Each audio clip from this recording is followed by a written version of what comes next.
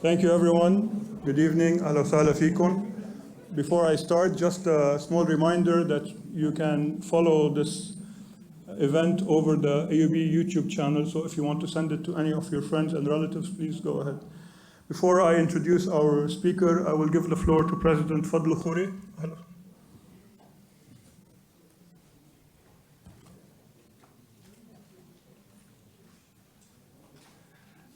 Good evening. It's wonderful to see this hall packed, and for a history lecture, it shows you that despite some attempts to the contrary, that the academic spirit and the academic freedom that Kamal Salibi so deeply believed in is alive and well, at least at AUB.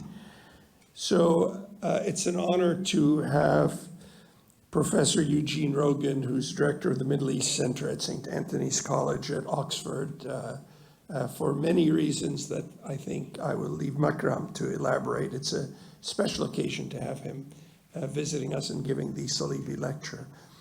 Kamal Salibi was more than a historian, obviously. He was a provocateur. He was a moral compass for generations and scholars. Like many historians, he kept revising the histories that he wrote, but he was also an intellectual force who shaped not only AUB, but Lebanon with great impact, including generation after generation of scholars. And he was indeed a friend of Eugene Rogan's. The latest book that Dr. Rogan has authored in his extraordinary career, the Damascus Events, covers one of the darkest chapters in the history of Ottoman Syria, with both scholarly depth and human insight. Having had the pleasure to read it at Nadia al-Sheikh's recommendation, it's both a historiography and also almost like a novel. One can't stop turning the pages. So Dr. Rogan's work, like that of Kamal Salibi, reminds us that the study of the past is never really only about the past. It's also about understanding the foundations of our present. So on behalf of the American University of Beirut, it's a profound pleasure to welcome Professor Rogan, to welcome all of you to the Department of History and Archaeology, to thank Makram and the Department of History and Archaeology for this lecture, for the continued efforts to bridge the complex and very rich legacy of Kamal Salibi with the critical questions facing our region today. Yet once more, thank you.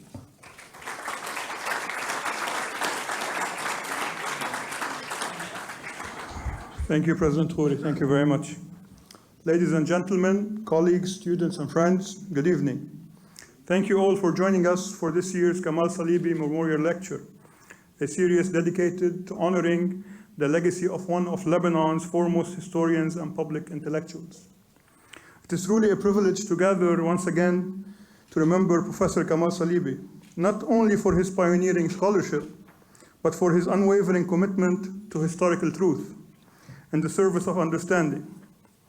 To us, the tribe of Kamal Salibi, or as we fondly called him, Al-Muallim, especially those of us who had the honor and privilege to learn from him in class, on his balcony, or through his star pupil, the late Sultan Abdurrahim Abu Hussein, Salibi was not merely a great historian. He was a great man, a scholar for all seasons.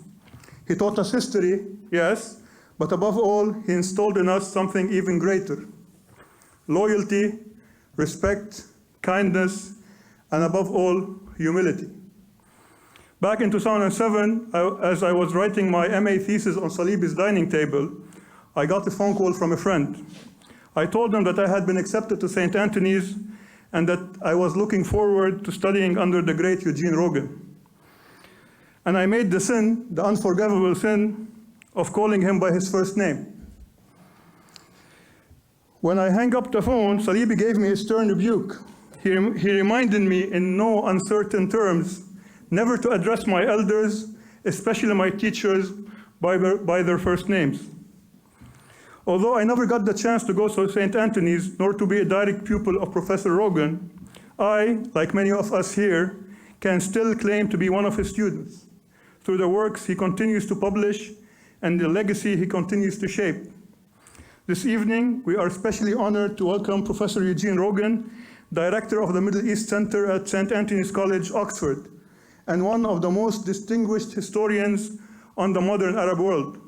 Professor Rogan's work has constantly combined meticulous archival research with compelling narrative clarity.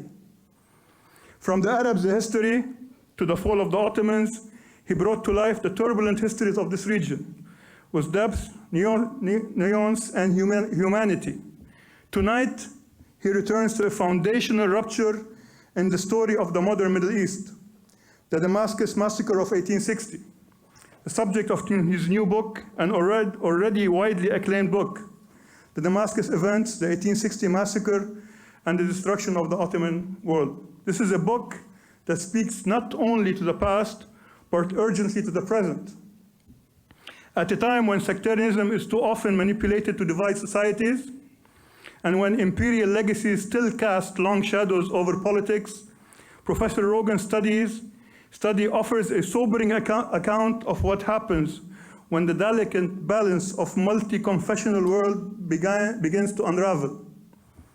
With scholarly precision and moral clarity, he reconstructs the world of 19th century Damascus, a world torn between reform and reaction, trust and betrayal, diversity and destruction.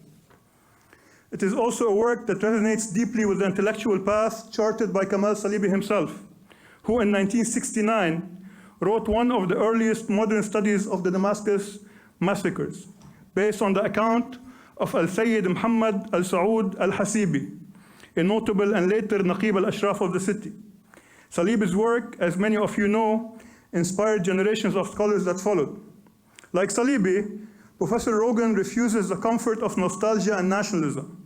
He takes us into the archives, into the streets, and into the minds of those who lived through the violence, not simply to retell a tragedy, but to understand how empires falter, how communities fracture, and how memory persists.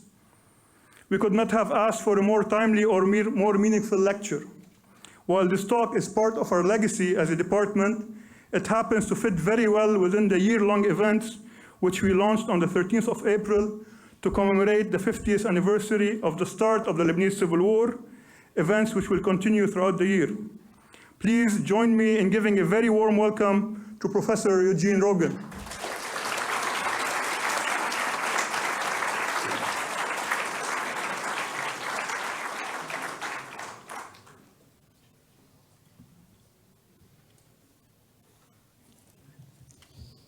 I know that memorial lectures are solemn occasions, but I've just got to say it's so great to be back at AUB. I am just so happy to be with you in this room, surrounded by so many friends and colleagues from over so many years. So, President Khoury, Professor Rabah, as I turn to you both and thank you for the honor of this invitation, for the chance to come and remember a friend and scholar who so influenced the lives and the work of all of us. I would just say that it's with that particular pleasure that comes with returning to a university that has been my playground for over 50 years. Even before the Civil War started, as a kid from ACS, running my guts out around your track, sneaking into the forested parts with a bottle of wine when I was too young to be drinking such. Memories of this university in particular.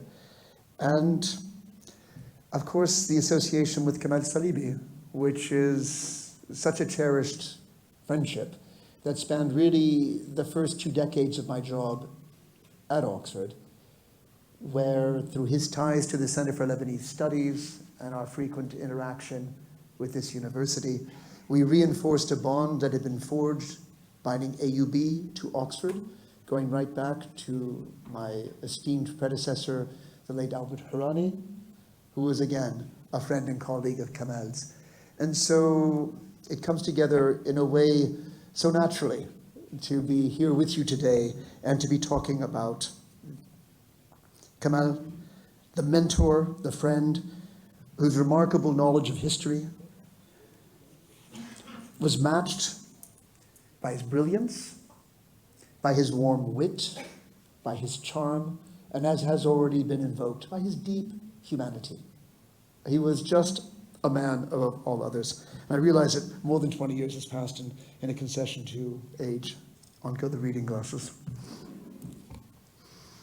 Among his many academic achievements and contributions, Professor Salibi was, as Makram has just pointed out, and by the way, from now on, Makram, do please call me Eugene.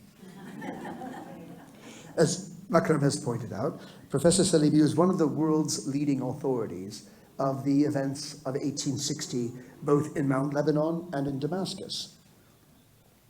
His influence is felt in every chapter of my new book, The Damascus Events. And in tonight's lecture, I am grateful for the opportunity to acknowledge my great debt to Professor Salibi in writing this book in particular.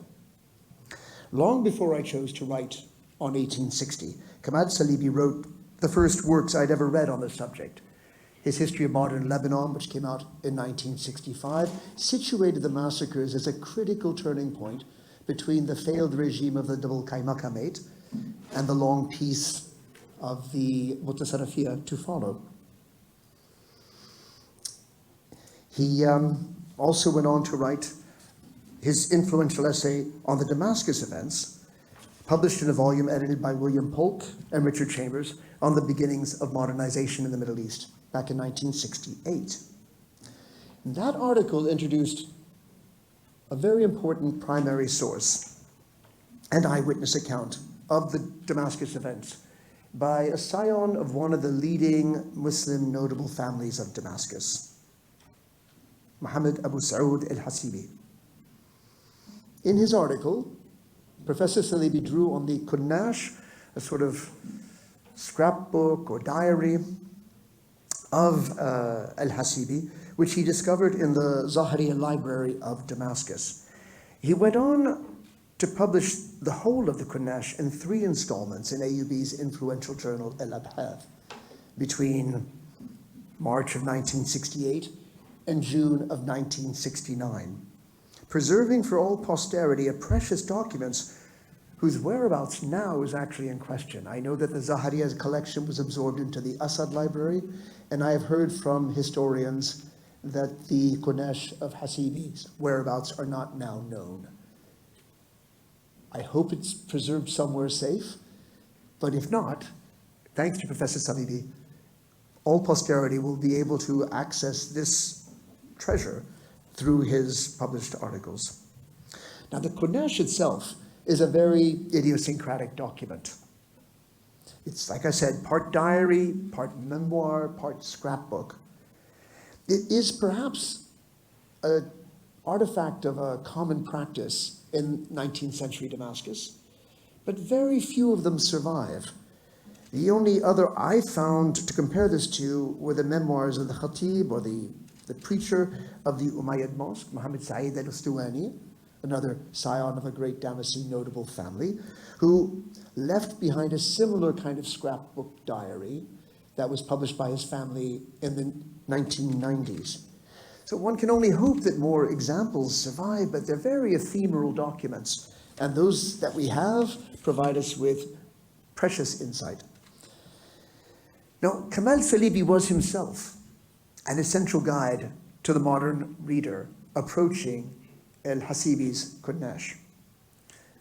Firstly, Hasibi was no scholar. His spelling and his grammar leave a lot to be desired. And it would really confuse anyone like me who is a non-native reader of Arabic, just because he misspelled things all the time and he'd write sentences that just didn't make grammatical sense. But Kamal edited him beautifully so that the scholar could access the text across the divide of time. The divide of time is compounded by the fact that Hasibi wrote in the Ammiyyah of mid-19th century Damascus, which at many points was incomprehensible even to Kamal himself. He was at times reduced to admitting he didn't have a clue what Hasibi was trying to say, and in his footnotes he's quite clear on that. Well, again, as the non-native reader, it's quite reassuring when you read a text and go, I can't make heads or tails of this, to see someone of Kamal Salibi's knowledge and background and brilliance go, that's where the time machine between mid-19th century Damascus has left me a little bit behind. But for the most part, it is Professor Salibi's deep knowledge of Damascus's history and society that informs the text and its modern readers. Explanations that allow the text to communicate across the centuries to speak to modern readers. And in that, this Kunash really is a time machine. If I want to take you to that strange and distant land of mid-19th century Damascus, then I would say come aboard the Kunash of al-Hasibi, fasten your seatbelt, we're going for a ride. In brief, the Salibi edition of the Kunash of al-Hasibi remains a central reading for all scholars of 19th century Syria and of the Damascus events in particular. Now, my own point of entry to the history of the Damascus events came through the chance discovery of another major source, the consular reports of Mikhail Misha'a, U.S. Vice Consul to Damascus from 1859 to 1870. I found these remarkable documents while working in the U.S. archives while they were then still in Washington, D.C. These papers have now moved to College Park, Maryland. Back in 1989, while I was still a doctoral student. Yes, audience, historians move very slowly. Mishaqa, celebrated for his history of Syria and Lebanon in the 18th and 19th century, his Jawab al-Iqtirah al-Ahbab, which was brilliantly translated by Wheeler Thaxton back in the 1980s, was appointed as the first American vice consul to Damascus in 1859. Largely self-educated, the brilliant Misha'a never learned English, and so all of his reports were kept in Arabic. As such, the archivists in Washington had no way of identifying which were the first 3 volumes of consular reports from Damascus. So these Misha'a volumes got lost on the shelf until that fateful day in January of 1989, when I made what was to prove the most exciting archival discovery of my entire career. I've never had a moment like that since, but I was literally shaking with excitement as I realized that I was holding papers that one of the last people to read would have been Mikhail Misha'a himself. They'd probably been repatriated mid-20th century with an inventory saying, the first 80 volumes of correspondence from Damascus and deposited in the US archives. And the archivists stacked everything, once they went into their standard issue State Department registers, in numerical and date order. But those 3 notebooks, they were little Damascene notebooks, leather bound, quite charming, all in the very fine ruqa hand of al-Misha'a himself. That was something that I was the first to come upon. The 3rd volume actually covers the period 1870 to 73 and was kept by Mikhail's son and successor, Nasif Misha'a.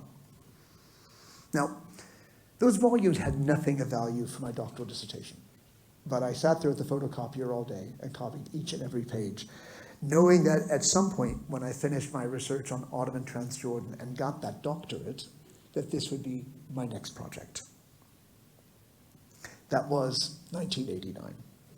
In the interim, I had to complete that doctorate, publish that first book. That took me up to 1999. And then to broaden my research into 1860.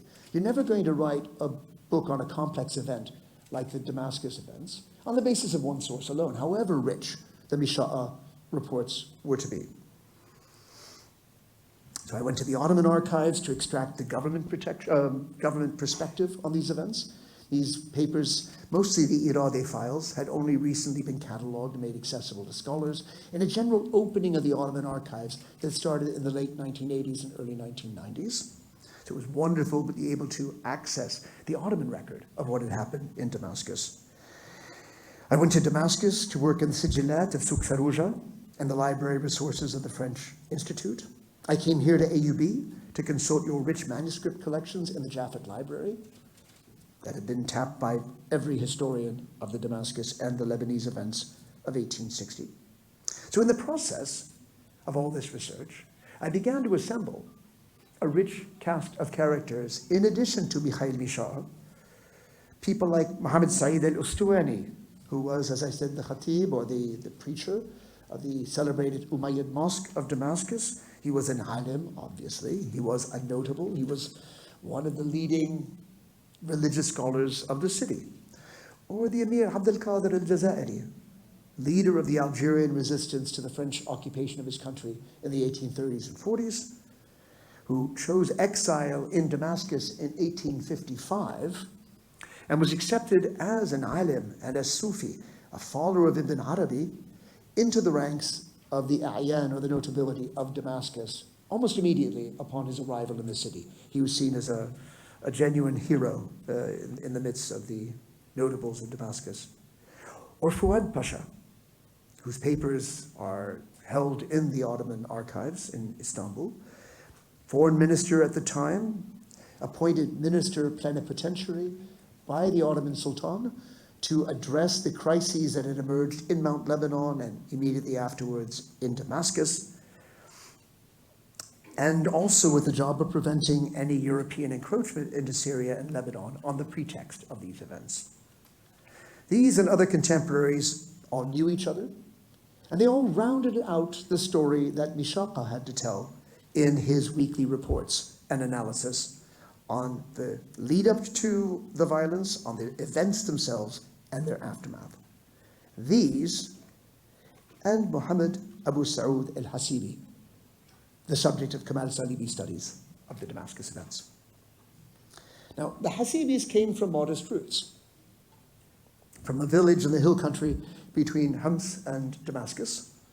They moved to Damascus in the 17th century, but it was really only in the 18th that they established themselves among the A'yan of Damascus by establishing their families linked to the descendants of the Prophet Muhammad, and they were admitted into the ranks of the Ashraf, one of the estates of the A'yan, or notability of Damascus. So in the late 18th century, the Hasibis enter into the ranks of the notability, and it was really under Muhammad's father, Ahmed Effendi al-Hasibi, whose dates we have on Kamal's research, were born in 1792 and died in 1876. He's the one who really established the family's position. Through his own trade as a merchant, he established the family's fortune and settled the family in a prominent house in the Qanawat district outside the city walls of Damascus to the west of the city. We don't actually have a birth date for Muhammad Abu Saud. It's clear he was an adult in 1860. And then judging from the fact that we know he died in 1914, by which point he'd actually risen through the ranks to become Naqib al-Ashraf of Damascus, so his place in the notability is sort of recognized for all posterity. So we can assume he was probably in his 20s in the 1860 events. Kamal Salibi imagined him, and I quote, as a young man of leisurely habits who enjoyed going around or sitting in the Beylik coffee house at the eastern end of Qanawat and talking politics with the men of the neighborhood. This probably explains why he was better as a talker than as a writer. I don't think he spent much time working on his Arabic nahu or sarf. In his off-sided article on the Hasibi's account of the 1860 event, Professor Salibi captures how Muhammad Abu Saud got drawn into the riots of 1860. On the morning of Monday, the 9th of July, 1860, Hasibi was in the market when he saw a group of young Muslims, all chained together, being led through the streets from the governor's sarai, or government palace, with brooms to go and sweep crosses drawn in chalk on the streets of the Christian quarter of Damascus. And taking one look at the reaction of the crowd watching this group of young Muslims walking towards the Christian quarter, he became uncomfortable and he left the markets and he went back to Qanawat, to his favorite Beylik coffee house, where he settled in with a group of friends to talk about what was going on in the town. Agitated young men kept joining the group, and Hasibi noted, if they had a weapon, we took it from them and placed it in the coffee house. That worked only so far. When a passing merchant passed by and shouted, "Woe to you!" Where is it here?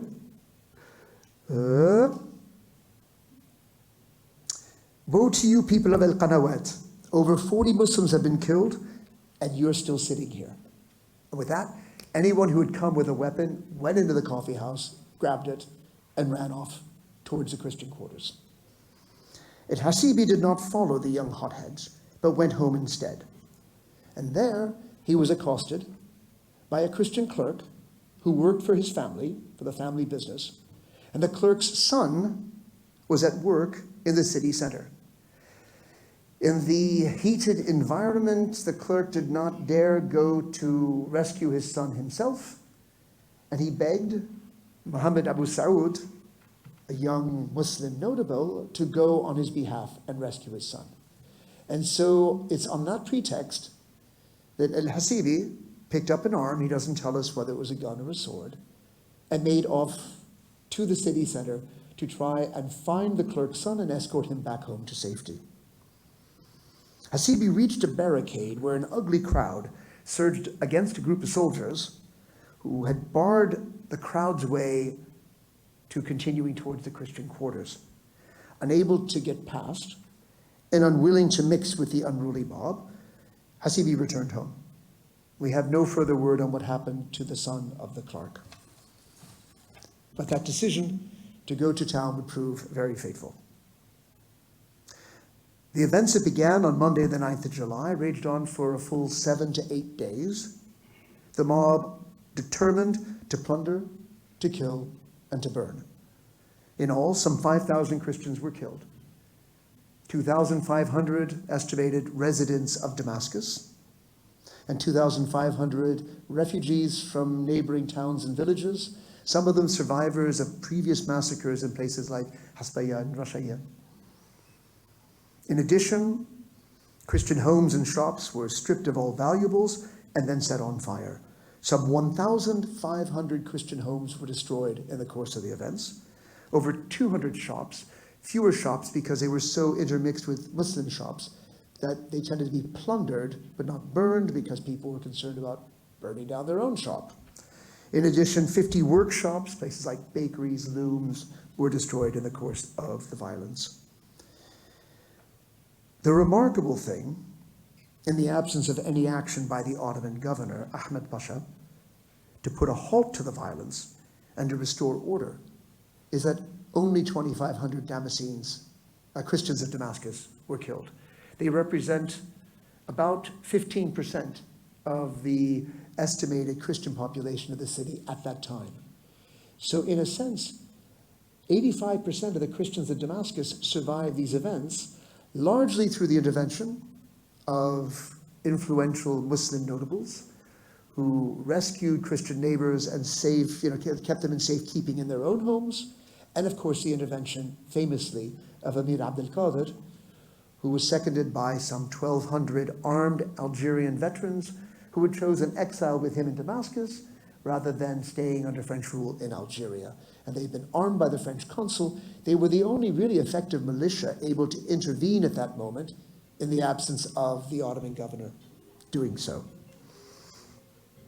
So in these homes of Muslim notables, or else the vast majority in the citadel of Damascus under the armed guard of Abdel Qadir's Algerians, where the Christian survivors had to listen to the crowd in the streets outside the citadel, continuing to call for their murder, to continue to bay for their blood. It must have been horrible, but they survived. And in that sense, a relatively good outcome. It would prove a long road back, however, from the brink of genocide in the summer of 1860. The Ottomans entrusted the mission of restoring order in Mount Lebanon and Damascus to their foreign minister, the reformer Fouad Pasha, one of the men of the Tanzimat reforms. He entered the city on the 28th of July, accompanied by an escort of 4,000 highly trained, highly disciplined Ottoman troops. They made quite a spectacle as they entered, and they impressed upon the unruly city of Damascus, which had been going wildly amok under the inactive Governor Ahmed Pasha, that something was changing. He demonstrated his anger at the Muslim notables of Damascus by refusing to see them for the first 3 days after he entered the city. He just slammed his door in their faces. When he did see them, it was on his terms. It wasn't an invitation, it was an order, and no regrets were accepted. And when he assembled all the leading notables before him, he made clear that Fouad himself and the government he represented held the notables of Damascus responsible. This is what he said to them.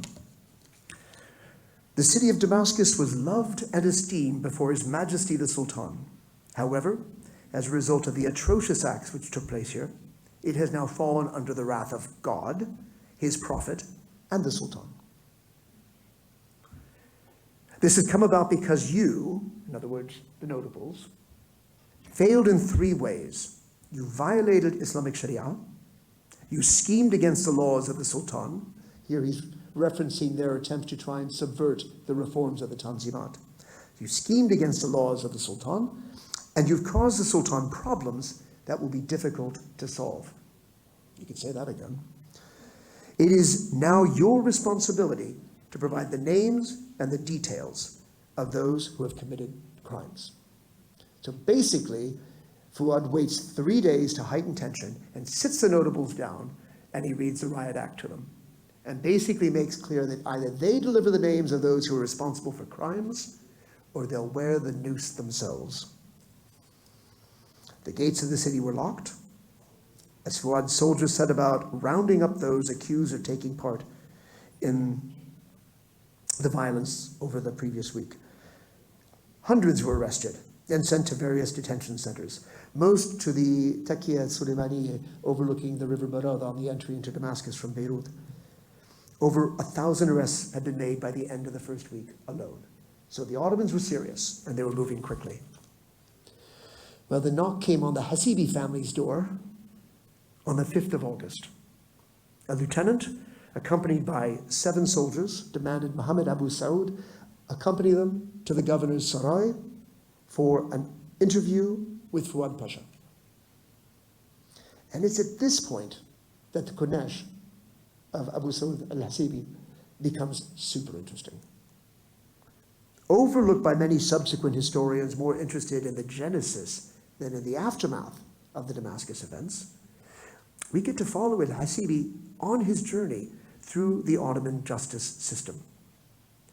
Though he swore in his own writing, in his own hand, by all that he held holy, that he had only gone to the city center in search of the Christian clerk's son, and that he had returned at the first barricade without any involvement in killing, in robbery, or in arson. And he writes this down explicitly.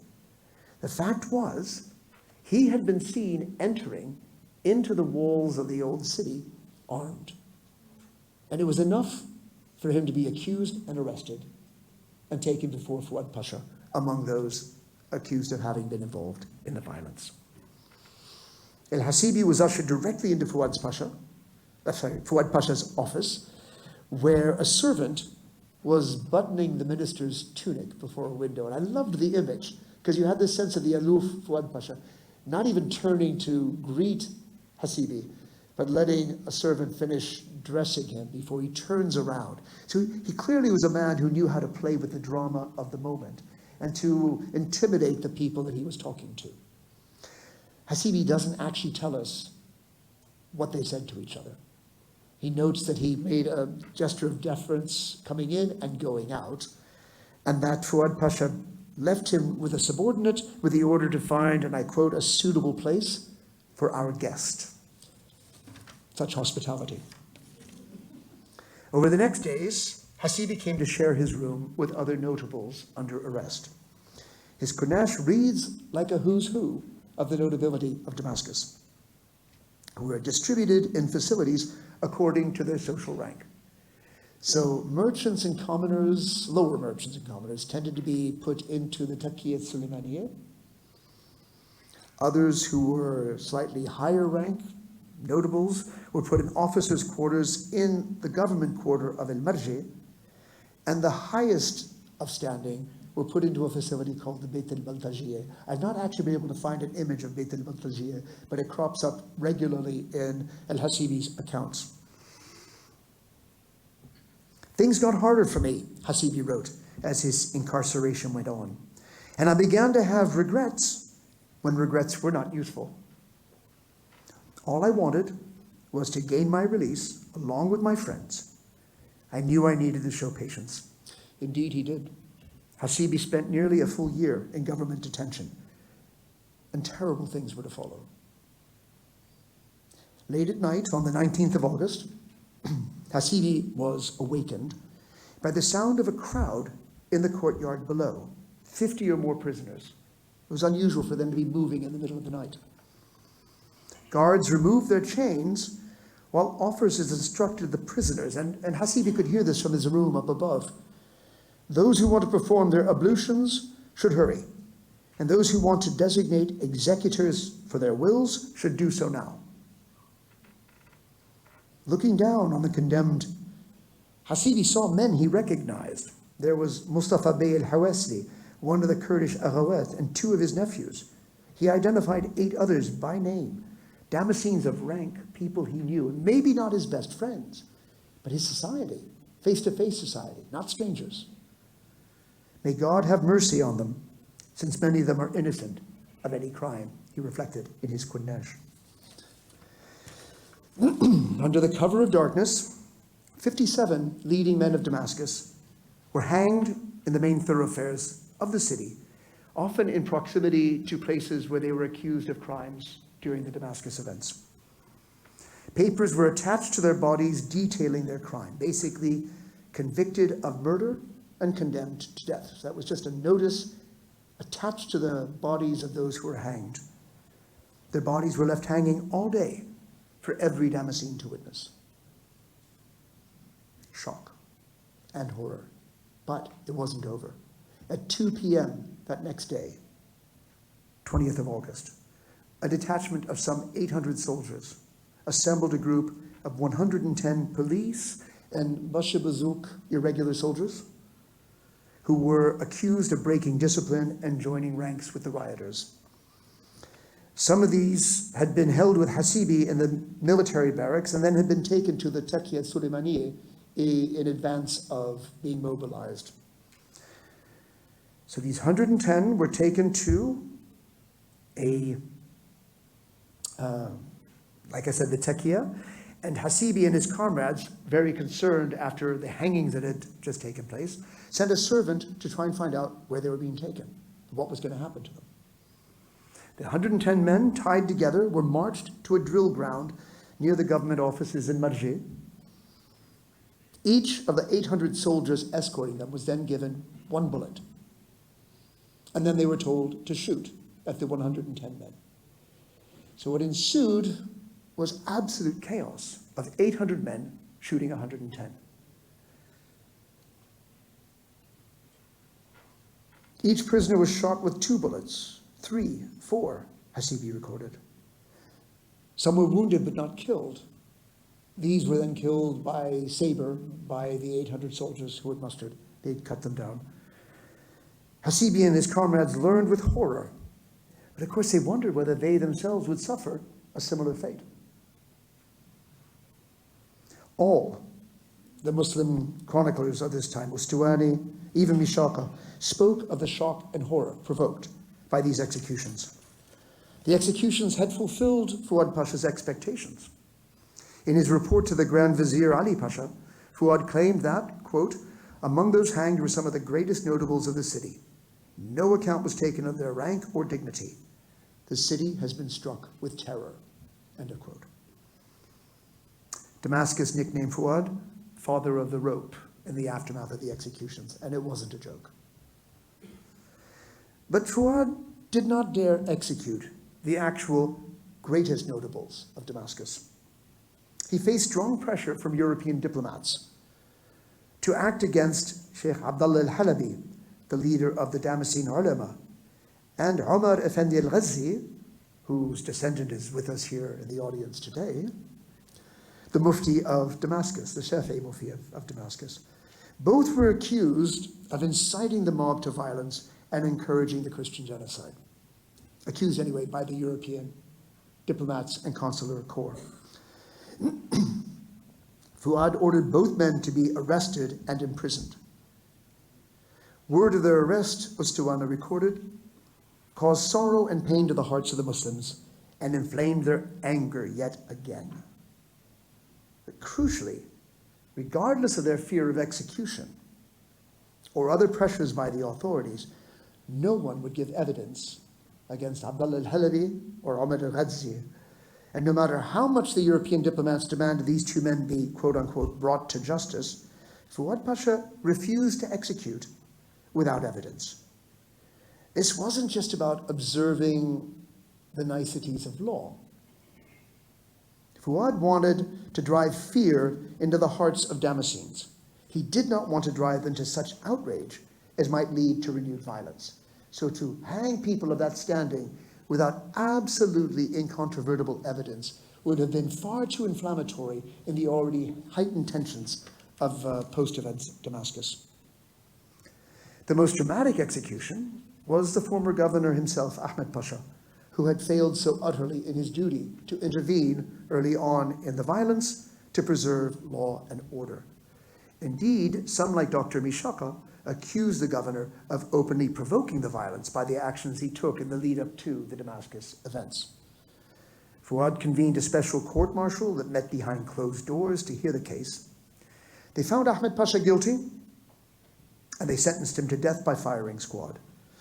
All was done far from the view of the Damascus public, but interestingly, they didn't really react to the news of the execution of Ahmed Pasha. And it seems almost as though the view from the Damascenes is that the Ottomans wished to kill their own. It was no loss to the Damascenes. So unlike the hangings of notables, the execution of a governor went without major reaction in Damascus. And basically, that was the end of capital punishment. For the most part, arrests and detentions continued into the autumn months, but Hasibi witnessed no further violence to match that of the 20th of August, 1860.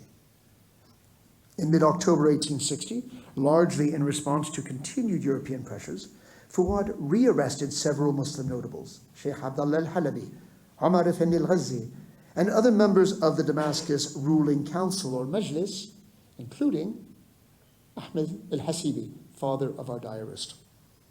They were taken to the elite facility of the Beit al-Baltajiyeh, where Hasibi recorded a touching of painful reunion with his father. He wrote, "I felt the greatest joy when I saw my father enter, and when he saw me, his eyes filled with tears."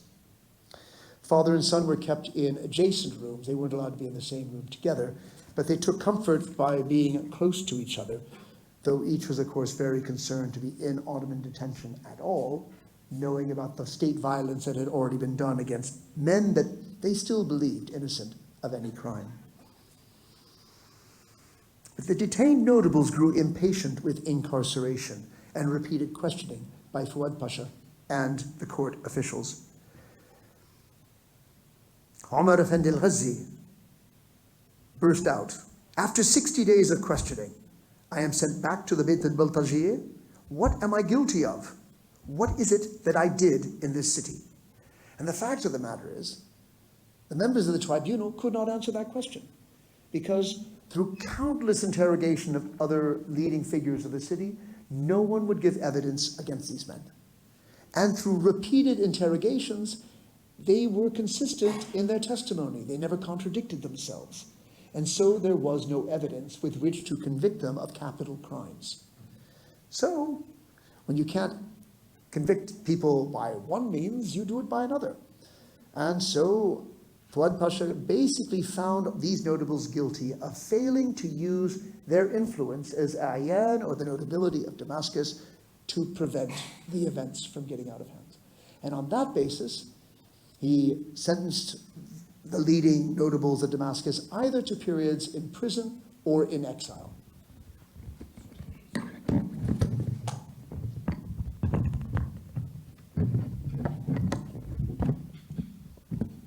Hasibi's father was given 15 years and sent to Famagusta in Cyprus, along with other convicts on the 20th of October.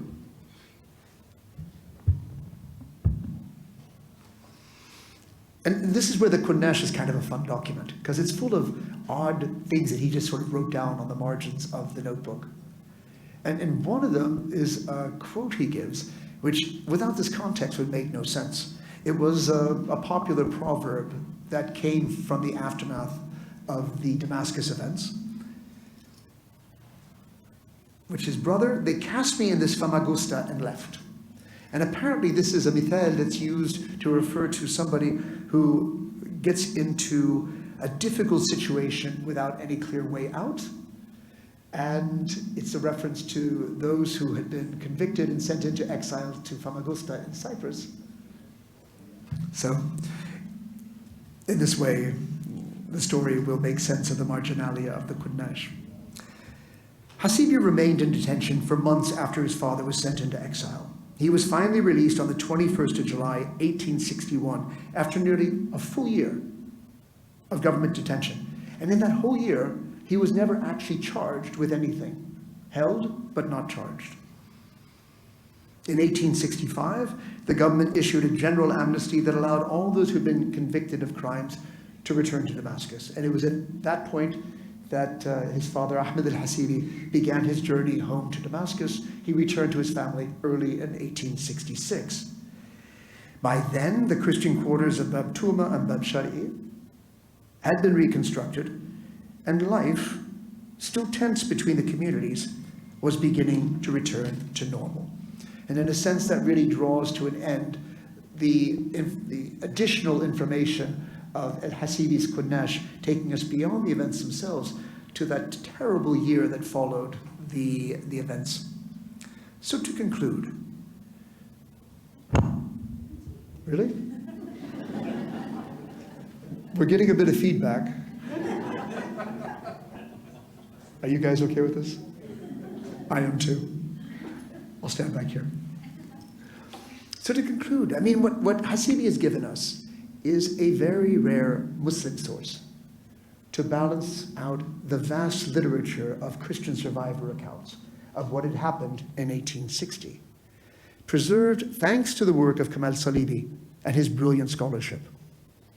Hasibi's Kunnash traces mounting tensions preceding the violence, the events themselves, but arguably was most important in contributing to our understanding for the Muslim experience and indeed suffering under Fouad Pasha. What emerges is, in a sense, the picture of the breakdown of the politics of notables. And it's interesting because, of course, Kamal Salibi's essay came out in the Polk and Chambers volume in 1968, where Albert Hourani, his friend and colleague, published his groundbreaking essay on the politics of notables. And so we got the theory of the notability and their role as intermediaries between state and society, and a case study of what that looked like when it broke down. As Hourani explained, notables played this key intermediate role between state and society. And in his very first meeting with the notables after arriving in Damascus, Fouad reminded them of their failure in their duty to contain massive social unrest. And when he couldn't convict them for more, he found them guilty of their failure to use their influence over society to prevent the breakdown in order.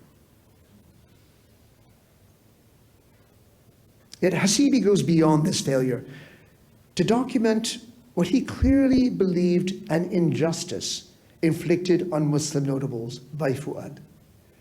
And I never, in reading the text, tried to weigh whether I believed he was telling the truth or he was lying. Because the man's Kunnash was not intended for Kamal Salibi's editorial pen or for the ink of Al-Abhath's printing. It was meant for himself, maybe for his family members. And so when he said, I swear to God, with my soul in the heart of my God when I go to my reward, I did not kill, I did not steal. I did not burn. I did not go into the Christian quarter. I did not go any further than the barrier. I returned home. I just take it at face value. If after all that he was lying, then I guess when he did die, his maker probably had a word or two to say to him, right? And so what you take is someone who felt himself intensely wronged by a process that had singled out him and his peers for a punishment that wasn't really just. And that is an important corrective or balancing perspective to bring to our understanding of the aftermath of these events. But it goes further than that. The resulting miscarriages of justice served to heighten tensions between Muslims and Christians, between Muslims and their government, that lengthened the reconstruction process. The need to reestablish peace between communities and trust between government and society would be that much harder when so many of the leading figures of the majority Sunni community believed that their state had acted against them unjustly. And the tensions between Muslims and Christians, far from being healed by the process of justice, had been exacerbated. I would argue on the basis of Misha'a's reports that it's not until 1869 that we get the last report of a fear sweeping the Christian quarters that there would be a renewed massacre as they'd had in 1860. The occasion was the Cretan uprising and attacks against Ottoman Muslims by Ottoman Greek subjects, and this had provoked such strong tensions in the community that the Christians were once again afraid that they were on the verge of another wave of massacre. It had been going right through the decade of the 1860s, periodic tensions leading to that fear. That's the last time I saw it. So I'm going to say it took a decade to try and take the communities beyond that volatile breaking point into something of a renewed cohabitation. And I think we get a better understanding of where the Muslim community of Damascus felt violated by the process of reconstruction and the government's handling of that. The value of this insight is relevant not just to Damascus, but to every genocidal moment since. And I think it's a reflection also of the great human values that inform the scholarship of Kamal Salibi. Thank you very much.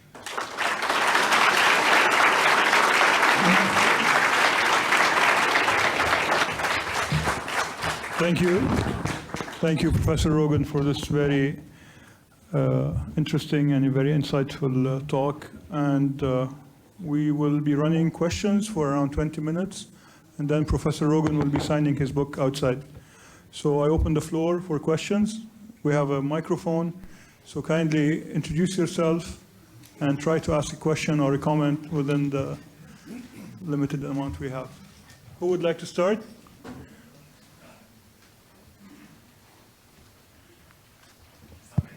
Yeah. Journalists, please. Thank you, Eugene. That was fantastic. I'm Andrew Waller. I'm a journalist. During your talk, you focused on the events themselves and the sources for the events. I noticed the subtitle of the book ends with "and the making of the modern Middle East." So I was wondering if you could say a little bit more about how those events have shaped subsequent politics and subsequent developments. Thank you, Andrew. Excellent question. And it's kind of fun because some of you have the American edition and some of you have the British edition. And they went with two different subtitles. And for the Americans thinking that the American market was much more interested in the Middle East, it's about the making of the modern Middle East. And the British, who are really persistent in accuracy, saying the Middle East is an anachronism for 1860. They talked about the destruction of the old Ottoman world. And I think both are connected.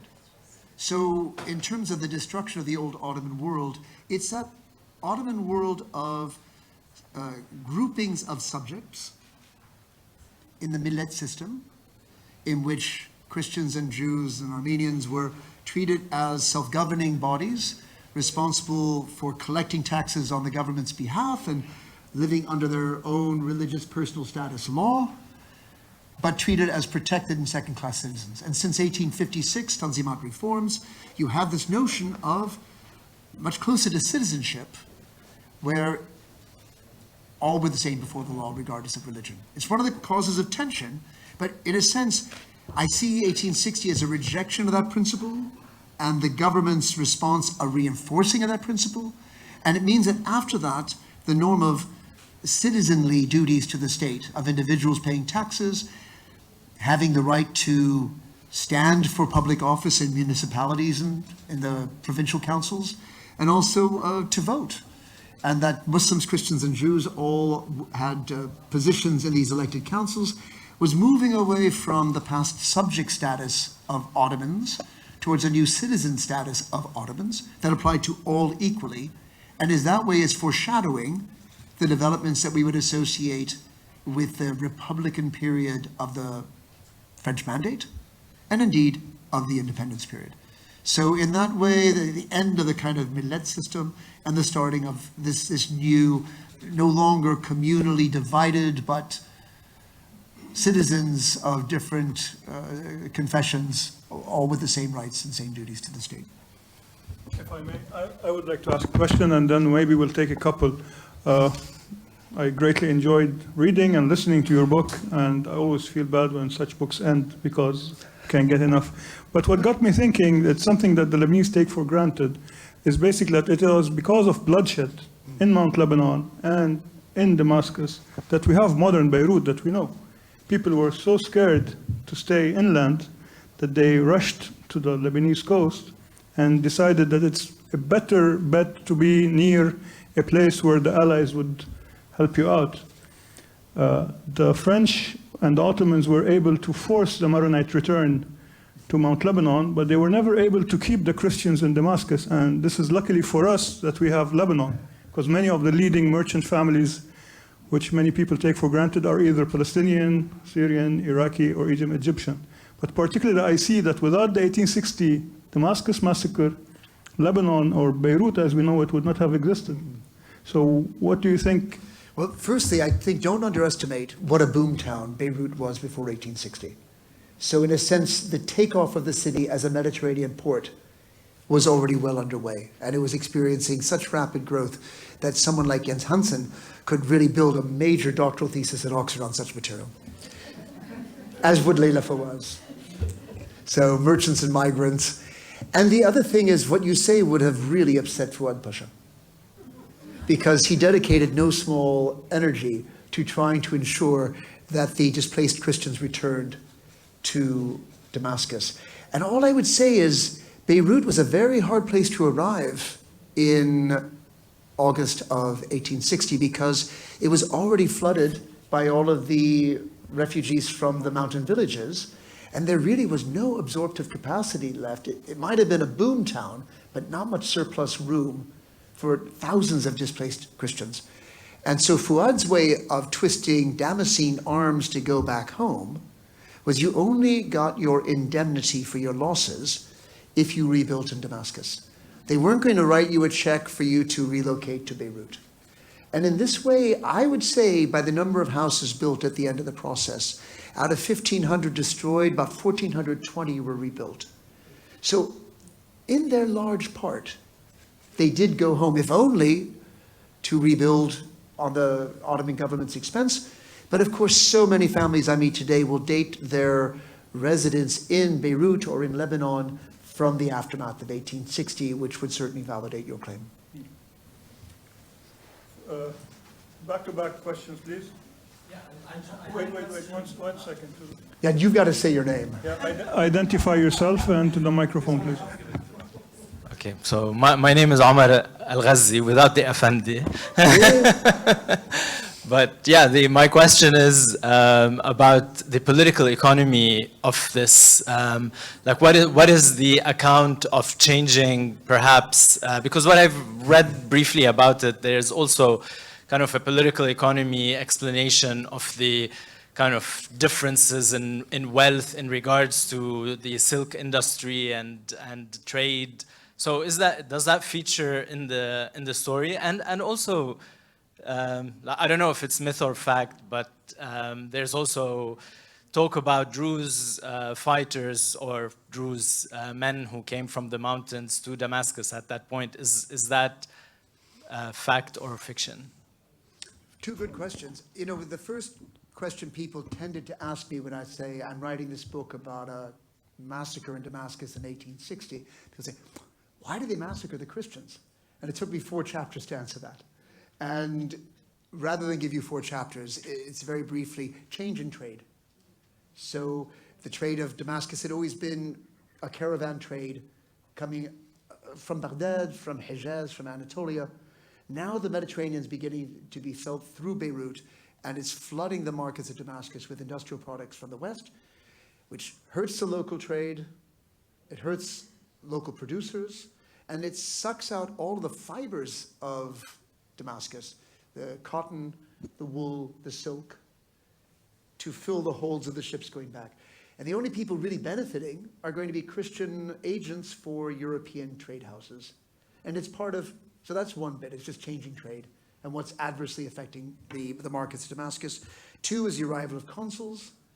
They are new to Damascus starting in the 1830s, but by the 1850s, you have like 8 or 10. Prussia, Russia, France, Britain, the United States is a relative latecomer. The Greeks are there, the Persians are there. And they each came with extraterritorial privileges that they extended to the local people who worked for them. So you started getting tax breaks and didn't get tried in the Shara'i courts or the Ottoman courts, but in the consular courts that always decided in your favor. In these ways, you know, the local wealth of Christian agents for consuls and merchants, that made a big difference. So, I mean, I think in these ways, in the opening chapters of the book, I try and develop those kind of socio-political and economic tensions that really account for what is changing in society that would take a very stable and peaceful society of Damascus in, let's say, 1820. I mean, it had its conflicts, it had its problems, but it wasn't based on confessional terms, and then taking it to a kind of the brink of genocide, which is how I would describe the events.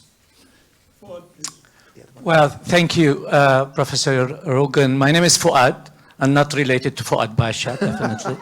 So just wondering that in 1850, another massacre happened in Aleppo, it's Qawmat Halab. So how you see the link between the 2 massacres, and if any, and if not, you know, how to read the massacre in Damascus and Damascus events, you know, given that, you know, massacre in Aleppo. So, yeah, that's the question. Thank you. From Effendina to Fouad Pasha. A really good question, and my professor on the events in Aleppo, of course, is Bruce Masters, where I think a commercial explanation for rising tensions in the society of Aleppo is to explain the reaction to a newly enriched and assertive Christian community in Aleppo. And in that, I think we all treat the events in Aleppo as a kind of precursor to what would happen in Damascus. And it's all happening in this critical 1850s period of changing trade routes and the advent of really important quantities of industrial products that are much cheaper because they're so much faster and easier to produce, creating strains for the domestic trade.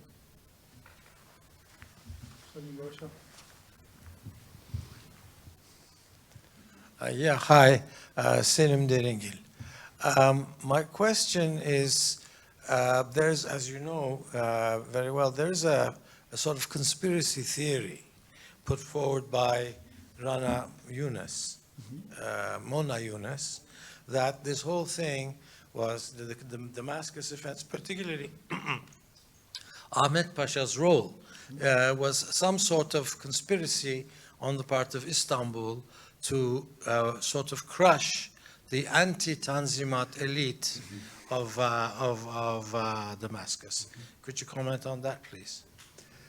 You know, Salim, I would almost flip it and say I read in Ahmed Pasha's reactions a will to see the consequences of Tanzimat reform bringing disorder. As though it is, I mean, Fouad comes to town and he's clearly hinting that he feels the elite of Damascus are resisting the changes. And we have in Al-Ustuwani's Kunnash, you know, the Khatib of the Umayyad Mosque, the day he had to read the 1856 Firman in the Majlis. And he criticizes it as a betrayal of Islam. And you have the sense that he was not alone in the Majlis in having that view. And I I can't understand the passivity of Ahmed Pasha in the actions he took unless it was to demonstrate that these measures imposed from Istanbul, from above, without consultation, without consent, would have destabilizing consequences. But So he acted on his own initiative? I think he just let things happen. That the initiatives he took were not to calm things, but to heighten and exacerbate.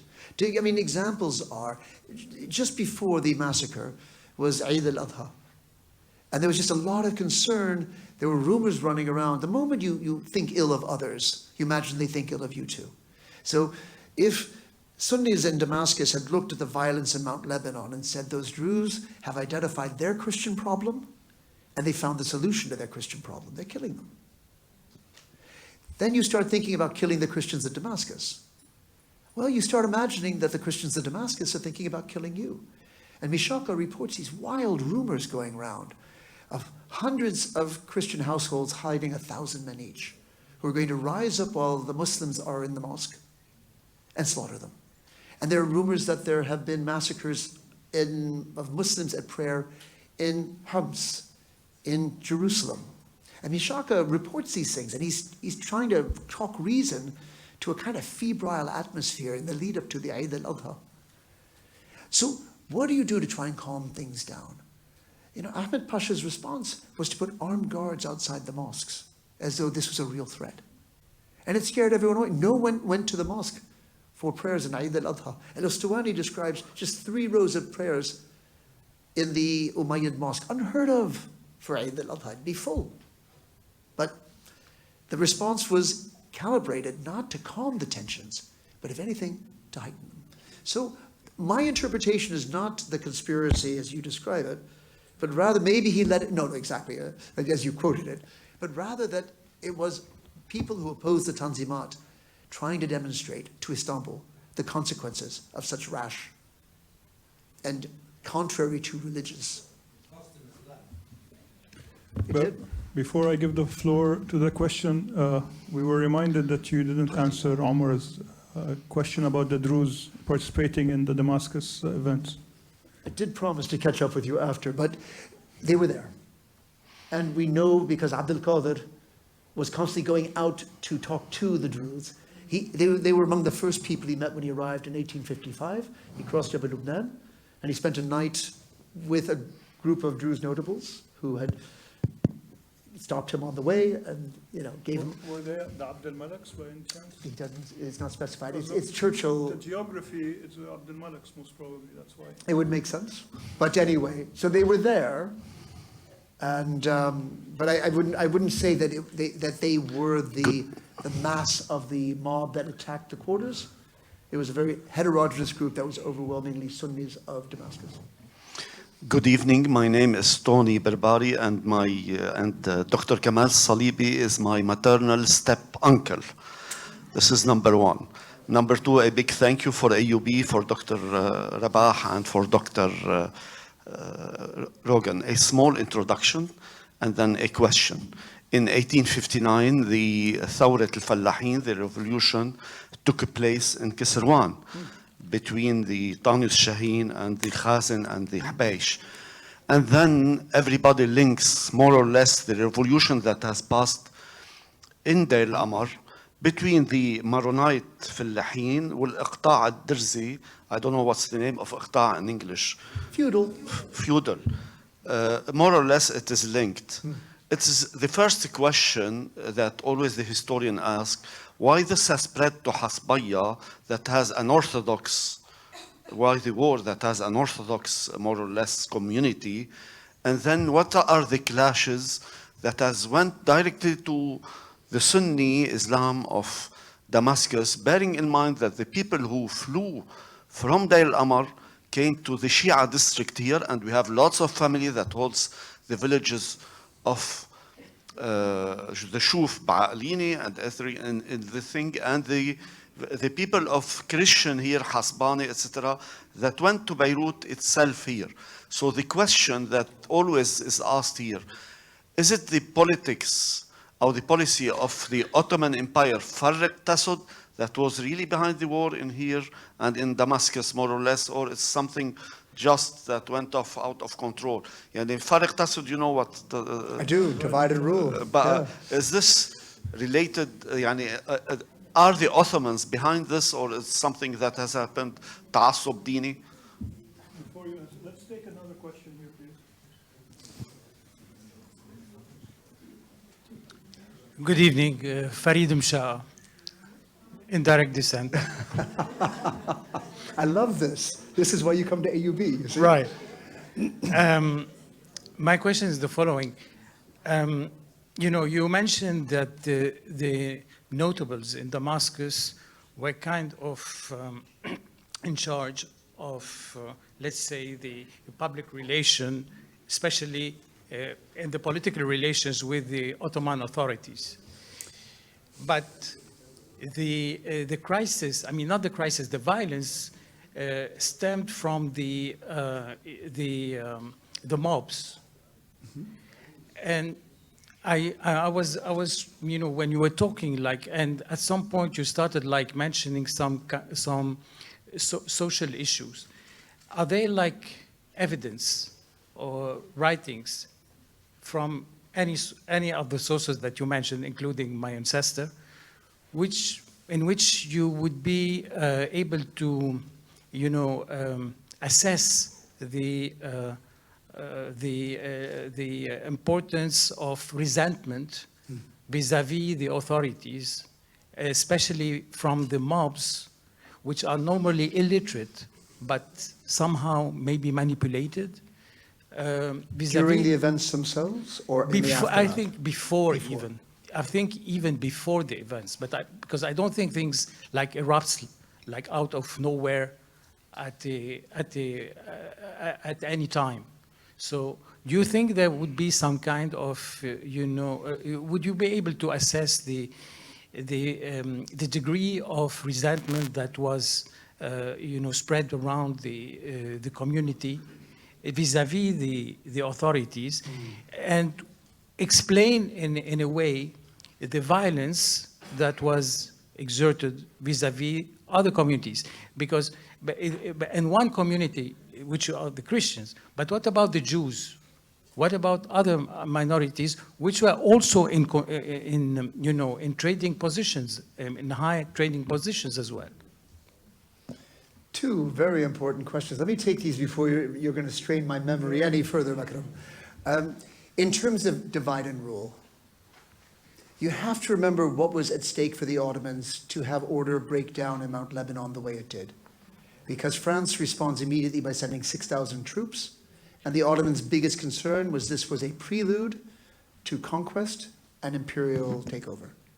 And so that is part of the mission of Fouad Pasha, is to ensure that the Europeans don't go any further and that you strike a new order. So I do not believe in any way they willingly provoked.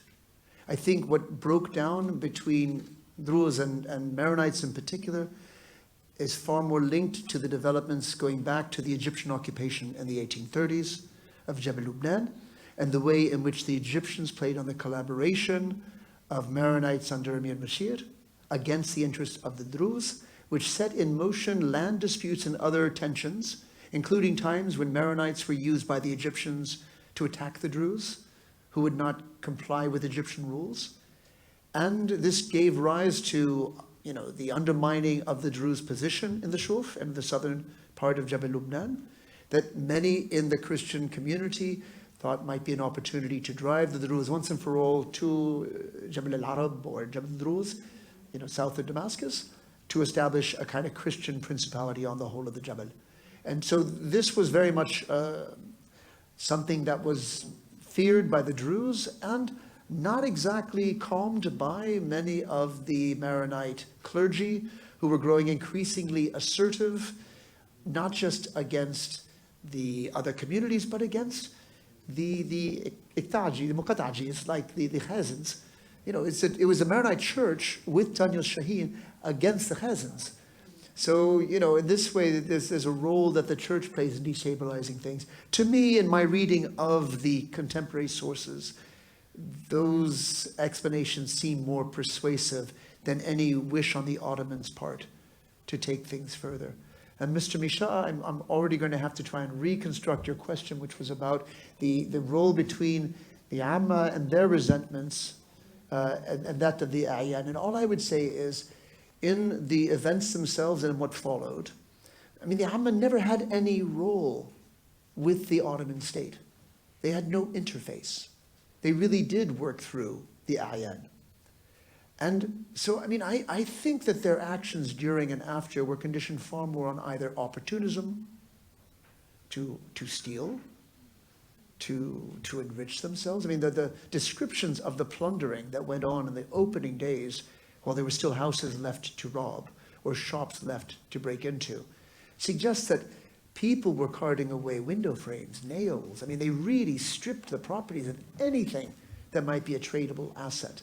And this wasn't because of any resentment towards officialdom or anything like that. It's because no one in officialdom got between them and the opportunity. And I think in this, Fouad might have been right to hold the A'yan responsible, because the people were meant to step out and go, you know, stop now, this is not appropriate. It's supposed to be the people of Ahl al-Ard, you know, the people of standing in the community, and they failed. We take two more questions and when we conclude. Muhammad Ali.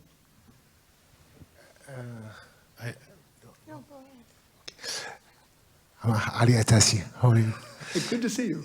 Me too. I want to go back in your book. You mentioned. Can you stand up, please? Hadir. Okay. In your book, Eugene, you mentioned, you talk about the day after the massacre in Lebanon and in Syria. You compare the two countries.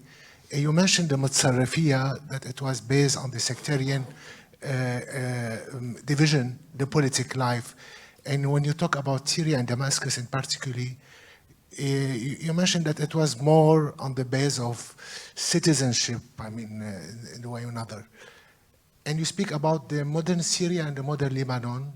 And when it comes to Syria, you say that the political life in the modern Syria and the modern Syrian state, it was more because there's no, sectarian rules. Yeah.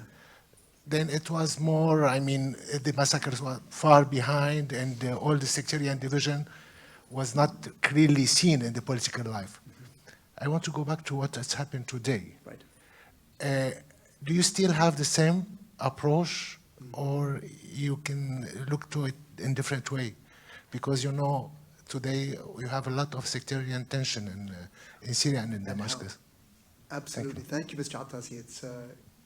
It's good to have Ibn al-Balad with us to talk about the events in Damascus. And my conclusion was that in resolving the conflict in Lebanon, you got a confessional order. And that confessional order would be developed subsequently, the Mutasarrafiyya giving way to Grand Liban, to the National Pact. And the government of Lebanon today continues to be a balancing act between the different recognized communities. And I distinguish that between reconstruction in Damascus, and of course, my focus is Damascus, not the whole of Syria, but it is the capital, and it created a system of government with no sectarian legacy, and that's the distinction. It's not to say that the diversity of Syria is overlooked, but in the subsequent political orders that followed the Ottomans, that non-sectarian political order has been preserved. The French never, they tried to create a Pays des Alaouites and a Pays des Druzes, and that way playing on Alawi or Druze difference, but it was rejected. And eventually the French authorities had to unify Damascus, Aleppo, the Druze territories and the Alawi territories as one state. This didn't mean that this diversity of Syria was erased. It just meant that Syrians preferred their political order without sectarian spice. And that has been the case right through Ba'athist rule, with all of the horrors attendant to it, and any visit to Sidmaya will remind us of how horrible it was. But even in jail, you know, it was Syrians who opposed the regime rather than people of a given community. The regime was absolutely ecumenical and torturing and killing everyone. And so it seems to me that legacy is one which Ahmed al-Shar'a now is charged with either preserving or else, such as the events in Jardane, or as had taken place in Banyas, in Tartus and Latakia, against Druze, against Alawis. Syria could go from this to bottom out and build up a state for its citizens. Or it could collapse into something it has not been since Ottoman times, which is a country divided by its communities. It is a sectarian set of clandoms. Or I pray that they have the wisdom to hold all Syrians together and to provide a state for all Syrians, to recreate a Syria safe for Syrians to return to.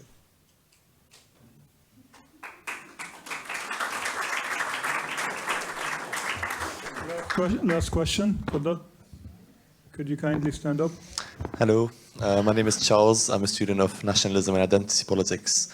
My question today, a couple months ago, I found a kind of beautiful book in my grandfather's library, which covers the period of the crisis in Mount Lebanon and the Town of Shaheen Revolution.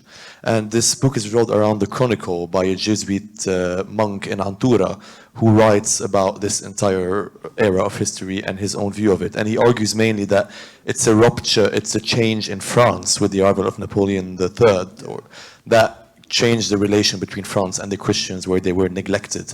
And he says that he felt it in the monastery and the relation the monastery had with the council, the French council and all of that.